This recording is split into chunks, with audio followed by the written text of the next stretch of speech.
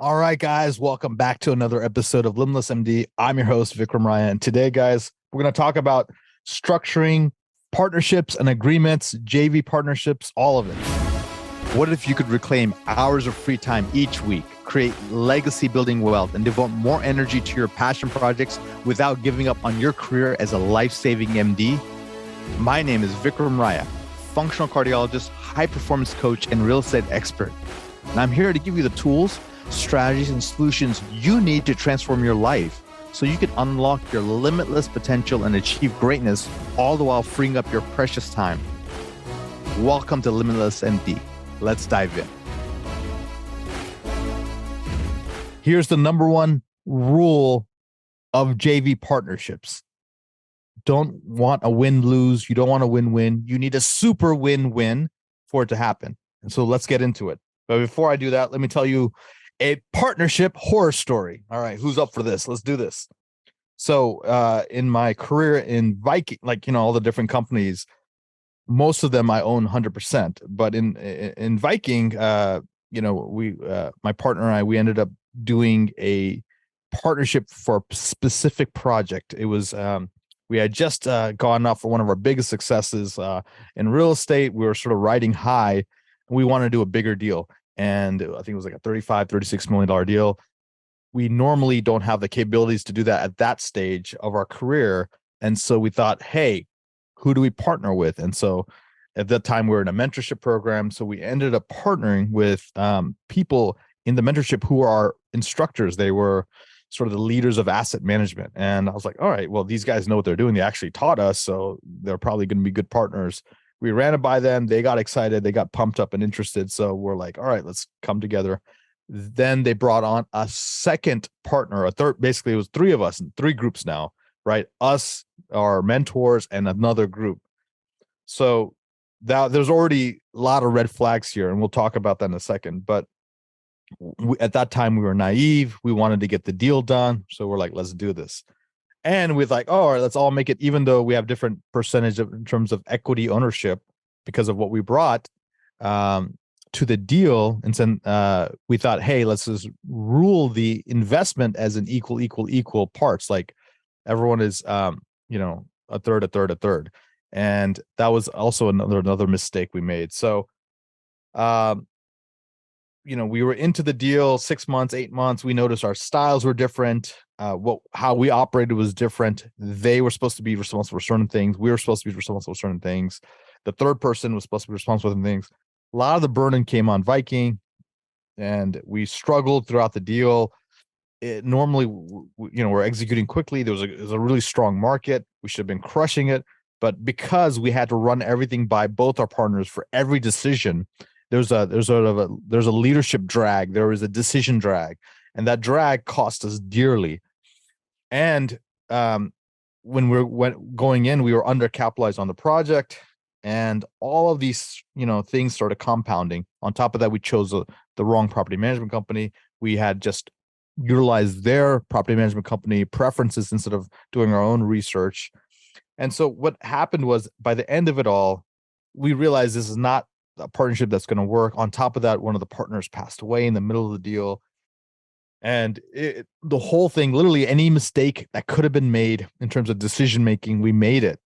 And it led us to the thing that, be super careful how you partner, who you partner, when you partner, and the details of the partnership.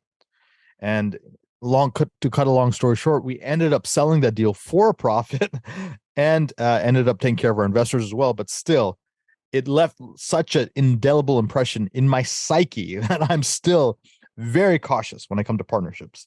So what does it mean to partner? How do you partner? And in what businesses can you partner? And you can partner in medical businesses. You can partner in clinics, and you can partner in an investment business, in real estate. You can partner in a coaching business. So there's so many ways you can partner. And why would you want to partner? Well, you want to partner because sometimes if you go it alone, you can hit linear growth, but with a partnership, you can get synergy and hit exponential growth. So there are a lot of valuable things to partnership. That being said, you also want to know there's different flavors. It's not, hey, what does it mean to be a partner? Is it just, hey, we're 50-50 in the company? No, that's just one level of partnership. Let me share with you the different ways that you can partner. You can partner as an affiliate, meaning they promote you whatever you're offering, and they get a fixed commission from that.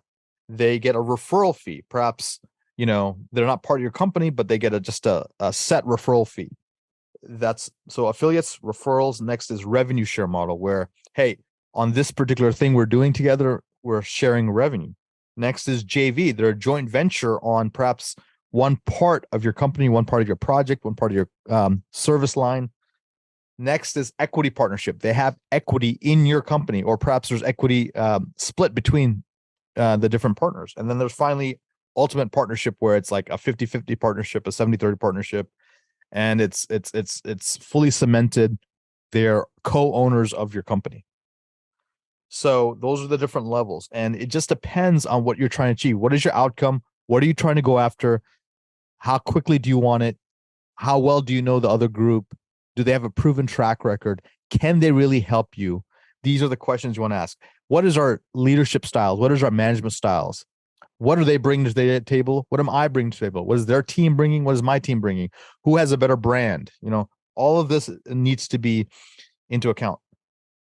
So once you know the outcome, you don't go for a win-win. You want to go for a super win-win. So now, when I approaching, and we're doing another partnership, high level, one of my companies, and at this time, I'm looking to see how can I make it like an irresistible offer for the other group, but I'm doing it in such a way that I'm still protecting myself and my company. And when you want to structure these agreements, people ask, how do you go about it? Well, there's 3 steps. Number 1 is say it straight, then make it look great, and then look at all the entry and exit clauses to protect yourself. So what does that mean? Number 1, you just scribble on paper. Just what is it that you're really going after? Just make it in simple language, not legalese, not complexities, right? Number 2, once you have that written down, then you want to reach out.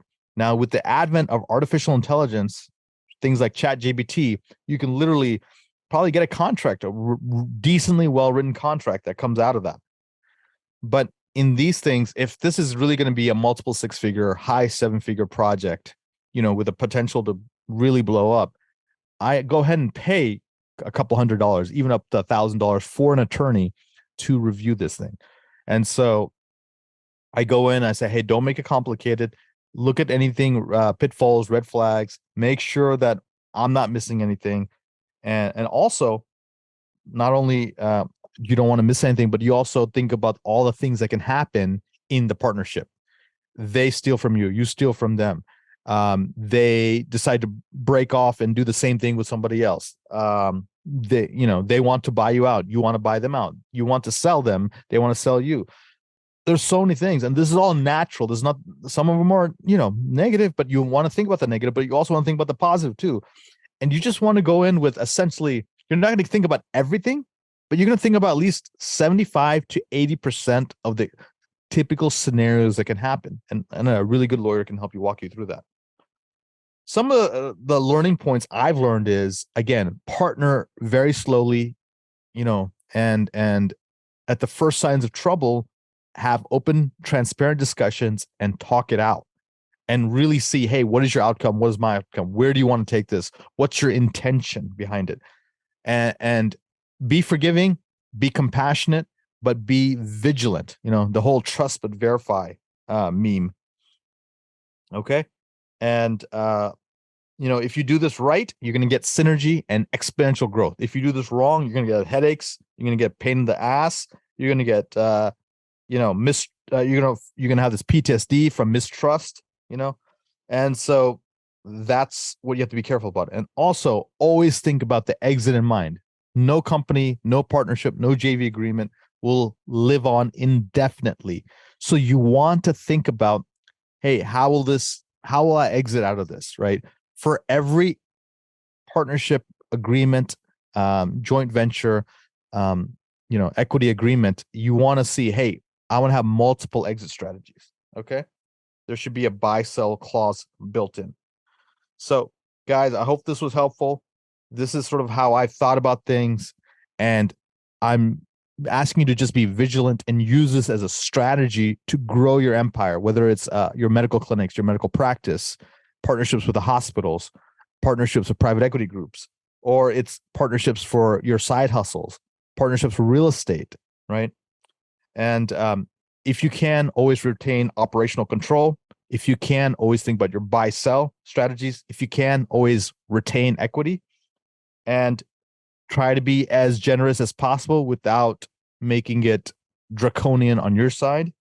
And again, this is the game of business. Learn to master it, learn to enjoy it, and keep rocking it, my friends.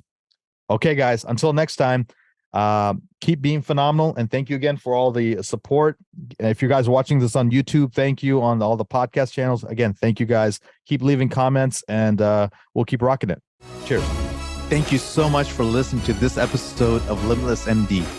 If you found value from this episode, I encourage you to share this episode with a friend and let me know by leaving a review. For more information, make sure you check out the links in the show notes below, or simply visit vikramraya.com. So until next time, my friends, be phenomenal.